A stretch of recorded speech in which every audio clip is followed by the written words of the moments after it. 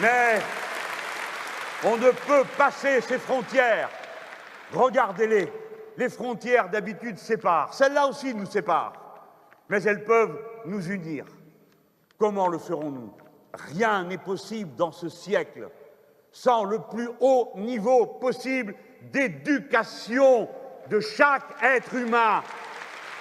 L'éducation, c'est le partage du savoir, seule richesse que plus on la partage et plus il y en a, parce que telle est faite l'humanité qu'elle procède par ce qu'on appelle la culture cumulative. C'est ce qui nous distingue de toutes les autres espèces d'animaux, y compris les animaux sociaux. Nous partageons le savoir et nous sommes capables de le transmettre d'une génération à l'autre, d'autant plus facilement que nous avons vaincu les barrières du temps, lorsqu'autrefois le savoir était seulement dans la tête des sages et qu'un jour, M. Gutenberg nous y a aidés, la frontière du temps a été vaincue par l'écrit.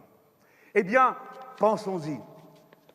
On ne peut rien faire sans le savoir. Et le savoir, ce n'est pas seulement le savoir des choses qu'il faut apprendre à l'école, à l'université. Le savoir, c'est une manière d'être un être humain complètement et d'être développé dans tous les aspects de l'être humain. Car le savoir n'est rien sans qu'il y ait avant lui une culture qui formate le cœur, l'esprit, déchaîne l'imagination et donne sans cesse un appétit de savoir plus grand. Il n'y a pas de savoir qui vaille sans culture et sans diffusion et surtout sans créateur.